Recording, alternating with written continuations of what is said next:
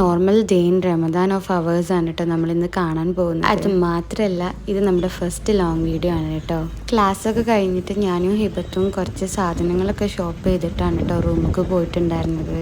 Class കഴിഞ്ഞിട്ട് നമുക്ക് ഒരുപാട് ടൈമൊന്നും കിട്ടില്ല കേട്ടോ. ഇല്ല ടൈമിൽ വെച്ചിട്ട് നമ്മൾ എന്തെങ്കിലും തട്ടിക്കൂട്ടൊക്കെ ഉണ്ടാക്കുകയാണ് കേട്ടോ ചെയ്യാറ്.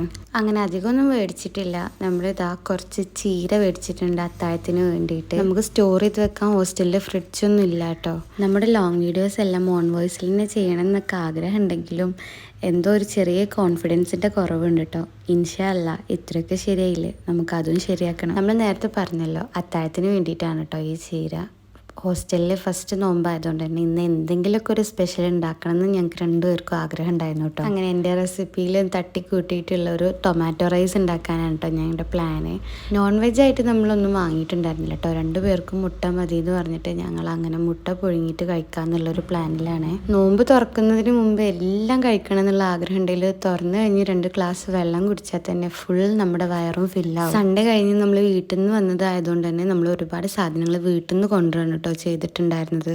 മന്തി റൈസ്, കുറച്ച് വെജിറ്റബിൾസ്, അതുപോലെ ഓയിൽ, മാഗി ക്യൂബ്, അങ്ങനെയുള്ള സാധനങ്ങളൊക്കെ നമ്മൾ വീട്ടിൽ നിന്ന് കൊണ്ടുവരാണ് കേട്ടോ ചെയ്തിട്ടുണ്ടായിരുന്നത്. വീട്ടിൽ നിന്ന് കൊണ്ടുവരുകൊണ്ട് നമുക്ക് വേണ്ട അത്ര ക്വാണ്ടിറ്റിയിൽ എല്ലാതും എടുക്കാൻ പറ്റുമല്ലോ. നമ്മളൊരു കടയിൽ പോയിട്ട് എങ്ങനെയാ കുറച്ച് വാങ്ങുക എന്നുള്ളൊരു മടി ഞങ്ങൾക്ക് രണ്ടുപേർക്കും ആദ്യമൊക്കെ ഉണ്ടെങ്കിലും ഇപ്പം അതൊന്നും ഇല്ല കേട്ടോ. എന്നാലും ഓൾമോസ്റ്റ് നമ്മൾ വീട്ടിൽ നിന്ന് വരുമ്പോൾ ഇങ്ങനെയുള്ള സാധനങ്ങളൊക്കെ അധികം വീട്ടിൽ നിന്ന് കൊണ്ടുവരാനായിട്ട് ശ്രമിക്കലുണ്ട് കേട്ടോ. ഇപ്പം ഇതാ ഈ കാണുന്നതൊക്കെ ഞങ്ങൾക്ക് ഏകദേശം ഒരു 2-3 ആഴ്ചക്കുള്ള സാധനങ്ങളൊക്കെ ഉണ്ട്. നമ്മളാദ്യം കോളേജിൻ്റെ ഹോസ്റ്റലിലായിരുന്നു കേട്ടോ നിന്നിട്ടുണ്ടായിരുന്നത്.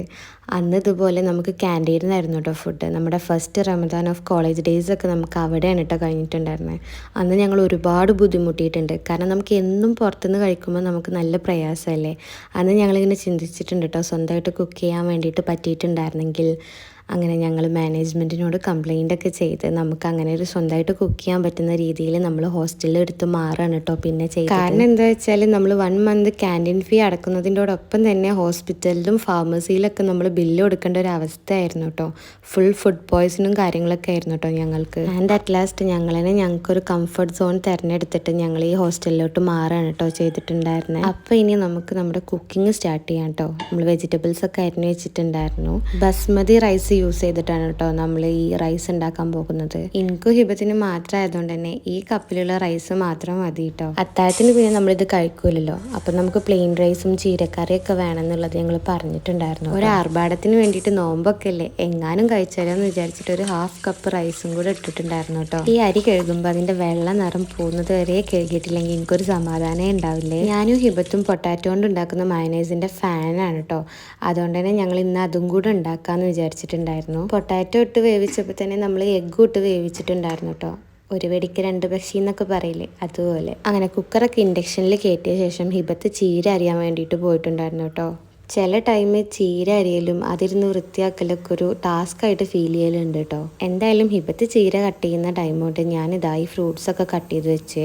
നമ്മൾ ഒരു ഫ്രൂട്ട് മാത്രമാണല്ലോ വാങ്ങിയിട്ടുള്ളത്. അതുകൊണ്ട് ജ്യൂസും അടിക്കണം, നമുക്ക് കഴിക്കാനും വേണം. നമ്മുടെ മയനൈസിന് വേണ്ട പൊട്ടാറ്റോ ഇതാ കിടന്ന് നല്ല പോലെ വേവുന്നുണ്ട് കേട്ടോ. എങ്ങാനും കറണ്ട് പോയാൽ ഇന്ന് നോമ്പ് തുറക്കുമ്പോൾ പട്ടിണിയാവും കേട്ടോ.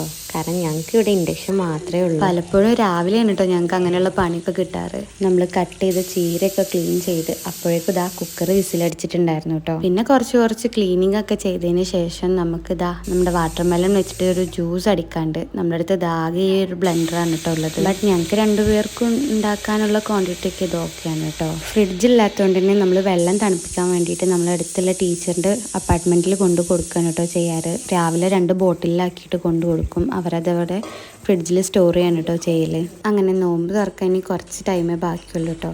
ഫസ്റ്റ് ഹോസ്റ്റലിലുള്ള നോമ്പായതുകൊണ്ട് തന്നെ നമ്മൾ 2 എണ്ണക്കടിയൊക്കെ മേടിച്ചിട്ടുണ്ടായിരുന്നു കേട്ടോ.